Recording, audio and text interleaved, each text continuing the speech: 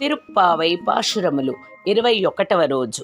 భగవంతుణ్ణి ఆశ్రయిస్తే ఫలితాలు దక్కుతాయో దక్కవో చెప్పలేము కానీ న సంశయోస్తి తద్భక్త పరిచర్య రతాత్మనాం.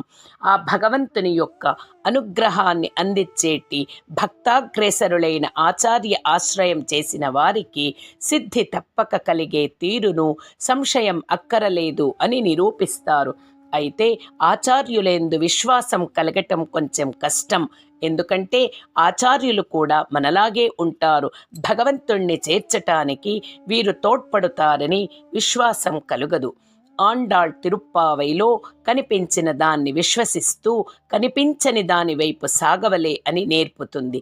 ఇక్కడ మనకు రెంటిపై విశ్వాసము కలగాలి. ఒకటి ఇక్కడ భగవంతుణ్ణి చూపించే ఆచార్యుడి మీద, రెండవది ఆ భగవంతునికి మరొక రూపమై ఉన్న మనకు కనిపించే ఆర్చామూర్తి యందు. మన కంటికి కనిపించేసరికి మనకు నమ్మకం కలగటం కొంచెం కష్టం. అయితే ఈ యుగములో మాత్రం కేవలం విగ్రహ రూపంలోనే కనిపిస్తాడు. ఇతర యుగాల్లో కృష్ణుడిగా, రామునిగా కనిపించేట్లు తానూ వచ్చాడు. కనిపిస్తున్నాడు కదా, ఇతనేంటి దేవుడు అని సామాన్యులే కాదు, వేదాధ్యయనం చేసిన చతుర్ముఖ బ్రహ్మ ఇంద్రుడంతటి వారే పొరపాటు పడక తప్పలేదు. ఇంద్రుడు దేవతల అధిపతి, పరమ గర్విష్ఠి. అలాంటి వానికి ఇంద్రయాగం అని చేస్తుండేవారు గోకులంలో పెద్దలు. వానలు ఇచ్చేవాడు ఇంద్రుడని వారి విశ్వాసం. ఒకరోజు గోకులములో పెద్దలంతా ఇంద్రయాగం తలపెట్టారు. అందరూ ఇంద్రునికి అర్పించటానికి పదార్థాలను తయారు చేస్తున్నారు. అయితే కృష్ణునికి ఇదేంటో తెలుసుకోవాలని కుతూహలపడి పెద్దలను అడిగాడు. అయితే వారు వర్షాలు ఇచ్చే వరుణుడు ఇంద్రుని ఆధీనంలోనే ఉంటాడు కదా, ఆ వర్షాలు వస్తేనే కదా మనకు పంటలు పండుతాయి, గోవులకు ఆహారం లభిస్తుంది. ఆ గోవుల పాడిపై మన జీవనం ఆధారపడి ఉంది, అందుకే చేస్తున్నాము అని చెప్పారు. అయితే ఇంద్రుడు దేవతల అధిపతి, ఒక ఉద్యోగి. ఇలాంటి వారెందరో తన ఆధీనంలో పనిచేస్తూ ఉన్నారు ఈ విశ్వం యొక్క స్థితి కోసం. అలాంటిది తాను ఇక్కడే ఉంటుంటే తనను మరచిపోయి ఆ ఇంద్రునికి చేయటం ఏంటి? ఆ ఇంద్రుడు ఇవ్వాలన్నా తాను వెనుక నుండి ఇస్తేనే కదా ఇవ్వగలడు అని ఆ ఇచ్చేవాణ్ణి నేనిక్కడ ఉండగా నన్ను కాదని చేస్తున్నారే అని శ్రీకృష్ణుడు అనుకున్నాడు. వాళ్ళకందరికీ ఈ విషయం ఎలాగో తెలుపాలి అని అనుకొని అందరినీ ఒక దగ్గరికి చేర్చి, వానలు ఇచ్చేది ఇంద్రుడా కాదు, సూర్యుని శక్తికి సముద్రంలోని నీరు మేఘాలుగా మారి ఆపై గాలి వేస్తే మన దగ్గరకు వచ్చాయి. ఆ గోవర్ధన పర్వతం అడ్డుకోవడంచే మనకు వర్షంగా వస్తుంది. మనం గోవర్ధన పర్వతానికే ఈ పదార్థాలను అర్పించి కృతజ్ఞత తెలుపుకోవాలి అని వినిపించుకున్నాడు. అందరికీ సబబే అనిపించి అందరూ ఆ గోవర్ధన పర్వతానికే పదార్థాలను సమర్పించారు. తనే పర్వతములో ఆవేశించి నైవేద్యం పుచ్చుకున్నాడు. ఇంద్రునికి పదార్థాలు అందకపోవడంచే ఆగ్రహించి 7 రోజులు వరుసగా రాళ్ల వాన కురిపించాడు. ఇదిగో మనం చేసిన తప్పుకి ఇంద్రుడు ఆగ్రహించాడు కన్నయ్య అని అందరూ కృష్ణుణ్ణి చేరగానే, మనం ఆరిగింపు ఇచ్చిన ఆ కొండే మనల్ని కాపాడదా ఏమి అంటూ ఒంటి వ్రేలుతో కొండను ఎత్తి అందరినీ రక్షించాడు. గోవర్ధనోద్ధారి అయ్యాడు ఆయన. ఇంద్రుడు తనకని అర్పించినవి తానే తినాలి అనుకున్నాడు. ఆ ఇంద్రునిలోనూ ఉండేవాడు కృష్ణుడే కదా.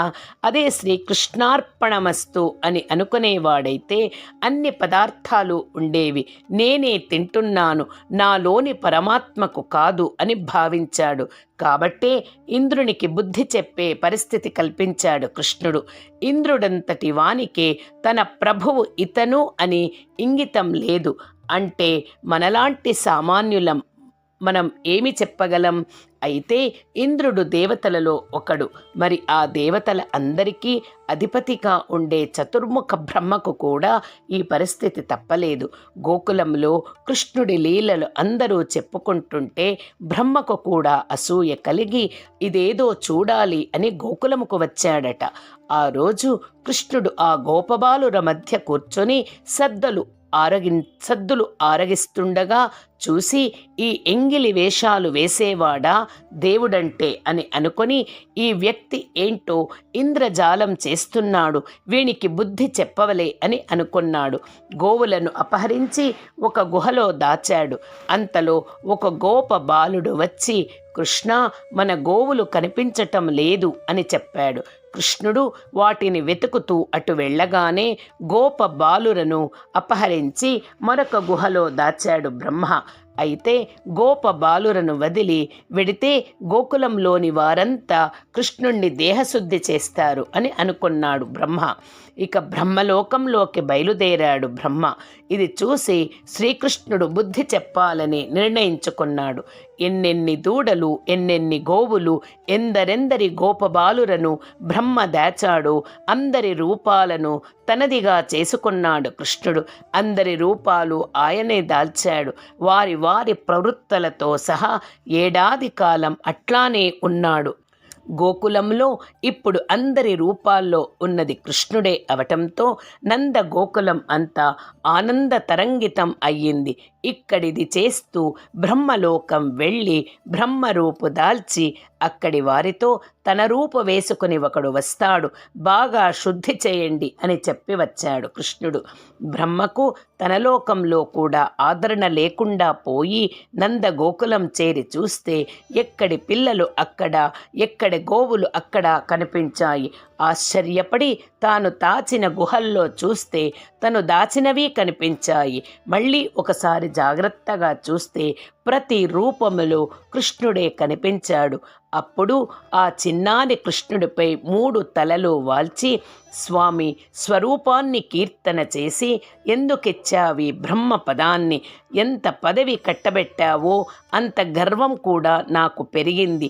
ఈ గర్వం లేని గోపజనం ఎంత అదృష్టవంతులయ్యా, అలాంటి వారి పాద ధూళినైనా బాగుండేది అని బ్రహ్మ అంతటివాడు పశ్చాత్తాపం చెందాడు.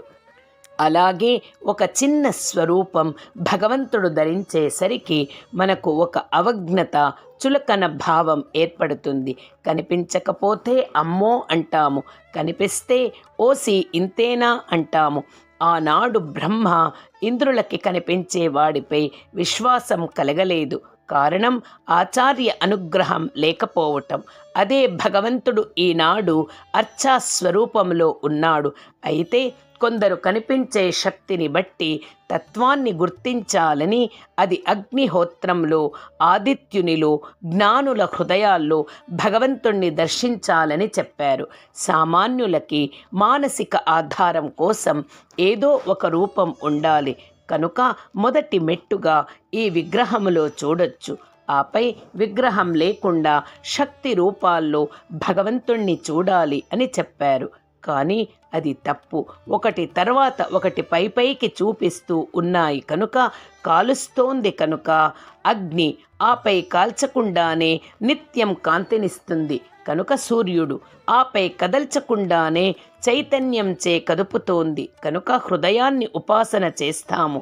ప్రతి మాసు అప్రబుద్ధానాం అంటే విగ్రహం అనేది వీటికంటే ఏదో పైకే చెంది ఉండాలి. కేవలం శక్తిని బట్టేనా గుర్తించేది, తత్వం బట్టి కదా. అలా తత్వాన్ని గుర్తించగలిగేవాడు ప్రతిమ లేక విగ్రహంలో గుర్తిస్తాడు. అలాంటి వాడు బాహిరమైన వాటి యందు దృష్టి ఉండనివాడు మాత్రం గుర్తిస్తాడు. ఎలాగంటే ఒక విద్యుత్ తీగను చూసి అదేం కాలటం లేదు, వెలగటం లేదు అని ముట్టుకుంటే ప్రాణం తీస్తుంది.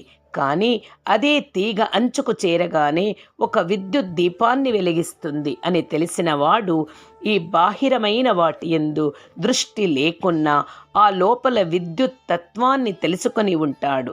అలాగే విగ్రహ స్వరూపం కదలకపోయినా భగవత్ సాక్షాత్కారానికి మొదటి మెట్టే కాదు, చివరి మెట్టు కూడా. విగ్రహంలో కూడా తత్వం ఉందని కాదు, విగ్రహమే తత్వము అని గుర్తించాలి. ఆండాళ్ తిరుప్పావై సారాంశం ఆ విగ్రహంపై విశ్వాసం కలిగించటమే. అందుకే ఆండాళ్ శ్రీవల్లిపుత్తూర్లో వటపత్ర సాయిని కొలిచింది, వెంకటాచలపతికిని శరణాగతి చేసింది. తిరుమాలై జోలు సుందర బాహునికి మొక్కుబడి చేసింది. శ్రీరంగనాథుణ్ణి చేరింది. శ్రీకృష్ణుడిని మనస్సులో భావించింది. పాల్కడలిలో స్వామిని పాడింది. ఇన్నింటిలో తత్వం ఒకటే అని తన ఆచరణ ద్వారా మనకు చూపించింది ఆండాళ్. అలాగే ఆచార్యుని ద్వారా భగవంతుణ్ణి దర్శించవలెనని తెలిపింది. భగవంతుణ్ణి ఆరో స్వరూపంగా ఆచార్యులలో చూడవచ్చునని తెలియచేసింది. మొదట ఆ విశ్వాస పూర్ణత మనకు ఏర్పడితే ఆ పూర్ణతత్వాన్ని మనము దర్శించగలము. నిన్న అమ్మని లేపారు. అమ్మ లేచి, నేను మీతోటిదాన్నే కదా, పదండి అందరం కలిసి స్వామిని లేపుదాం అని వీళ్లతో కలిసింది.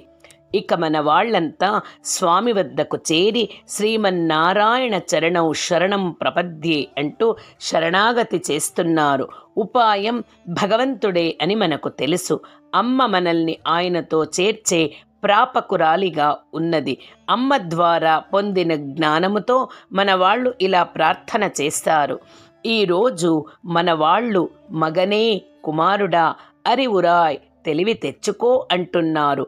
అయితే మన వాళ్లకు శ్రీకృష్ణుడిని నేరుగా ఆశ్రయించకూడదు, ఆచార్యుడైన నందగోపుని ద్వారా ఆశ్రయించాలి అని తెలుసు. అందుకే నందగోపుడి లక్షణాలు తెలుపుతూ తప్పుడైతాన్ లెక్కకు అందనన్ని వళ్ళల్ పెరుం పశుక్కల్ ఇచ్చే ఔదార్యం కలిగిన పశువులు. శ్రీకృష్ణుడికి ఇదే ఉదార స్వభావము కదా. ఇది నందగోపుని సంబంధంతోనే కదా వచ్చింది. ఇచ్చే స్థితి తనది, పుచ్చుకోని వానిదే లోటు అన్నట్లు ఆ పశువులు ఎప్పుడు వెళ్ళినా ఎవరు వెళ్ళినా పాలు ఇచ్చేవి. ఎలా ఇచ్చేవి ఆ పాలు అంటే, ఏత్త కలంగల్ ఎన్ని కుండలు పెట్టినా ఎదిర్ పొంగె మీదెళప్ప మాత్తాదే పాల్శ్వర్యం, పాల ధారలు పొంగుతుంటాయి. ఆ పొంగటం క్రింది నుండి పాలు పొంగుతున్నాయి అన్నట్లు ఇచ్చేవి. ఇక్కడ నందగోపుడు ఆచార్యుడు. గోవులు శాస్త్రములను అధ్యయనం చేసిన మహనీయులు. ఆ శాస్త్రములు కఠినమైనవి. గోవులు వనం అంతా తిరిగి అక్కడి పచ్చికను తిని అనుభవించి మనకు స్వచ్ఛమైన పాలను అందించినట్లే జ్ఞానులైన మహనీయులు శాస్త్రారణ్యాలలో సంచరించి అక్కడి క్లేశాలను తాము అనుభవించి తత్సారమైన భగవద్గుణములైన పాల దారలను మనపై కురిపిస్తారు. కుండలు శిష్యుల లాంటివి అనుకోవచ్చు. ఆ ఇవ్వడం 4 కారణాలనే పొదుగుల ద్వారా ఇస్తుంటారు. తమకు పెద్దలు ఇచ్చారు కనుక ఇవ్వాలని కొందరు, ఆవలివాడు అడుగుతున్నాడే అని కొందరు, ఆవలివాడు కష్టపడుతున్నాడే అని తీర్చడానికి కొందరు, తమకు తెలిసింది చెప్పకుండా ఉండలేక కొందరు ఇస్తుంటారు. ఇలాంటి జ్ఞానులెందరూ శిష్యులుగా కలవారు మన రామానుజాచార్యుల వారు. అలాంటి ఆచార్యుల వద్ద కుమారుడిగా ఉండే స్వామి, తెలివి తెచ్చుకో, నీవు వచ్చింది గోకులానికి, నీవై కోరి వచ్చావు మాలాంటి వారి వద్దకి. పరమ పదంలో నిత్య శూరుల వద్ద తన సంకల్పాన్ని గుర్తించి చేసేవారుండగా తనను తాను తెలియని వాడైనందుకే కదా మా మధ్యకు వచ్చి మా ఆరాధన అందుకుంటున్నావు. ఇది మా పాలిట నీదయ. ఉత్తముడయాయ్ పెరియాయ్, నీకు దృఢమైన ప్రమాణం నీకుంది వెనకాతల. వేదైక వేద్యుడివి, ఆ వేదానికే అందని వాడివి. అలా అందని వాడివి ఊలగినల్ తోత్తమాయ్ నిర్రా, మా మధ్యకు అందేవాడిలా వచ్చి షుడరే దివ్య కాంతులీడుతూ ఉన్నావు. మేం క్రమం తప్పకుండా మీ అమ్మా నాన్నలను లేపి వారి ఆజ్ఞతో వచ్చాం. తుయిల్ ఎరాయ్, తెలివి తెచ్చుకో. వాళ్ళు ఎట్లా వచ్చారో విన్నపించుకున్నారు. మాత్తార్ శత్రువులైన వాళ్ళు ఉనక్కు వలి తొలైందు. వాళ్ళ బలాన్ని ప్రక్కకు పెట్టుకొని వాషర్కండ్, నీ ద్వారా ముందు పడిగాపులు పడేవాళ్లలా ఆత్తాదువందు, ఎక్కడైతే నీ బాణాల దెబ్బలకు భయపడి అడిపణియుం పోలే నీ పాదాలనే సేవించుకునేట్టుగా వస్తారో మేం అలానే వచ్చాము. దీంతో స్వామికి బాధ అయ్యి, మీకు శత్రువుల పరిస్థితి ఎందుకు వచ్చింది అన్నట్లుగా బాధపడ్డాడు. లేదయ్యా, పోత్తియాం వందోం, మేము కూడా ఒకనాడు వాళ్ళకేం తీసిపోలేదయా. ఒకప్పుడు మేము అభిమానము కలిగి మేము నీ దగ్గరికి రావటం ఏంటి అనుకునేవాళ్ళం. కానీ నీవంతటి వాడివి ఇక్కడికి దిగి వచ్చావు, మా దగ్గరికి కూడా రాగలవు. కానీ మేము ఆగలేకపోతున్నాము, ఆర్తి తట్టుకోలేక నీ పాద ఆశ్రయం కోసం వచ్చాము. అయితే శత్రువులు వాళ్ళ శరీరాన్ని కాపాడుకోవడానికి నీ దగ్గరికి శరణు అంటూ వస్తారు. మేం మా ఆత్మరక్షణ కోసం వచ్చాము.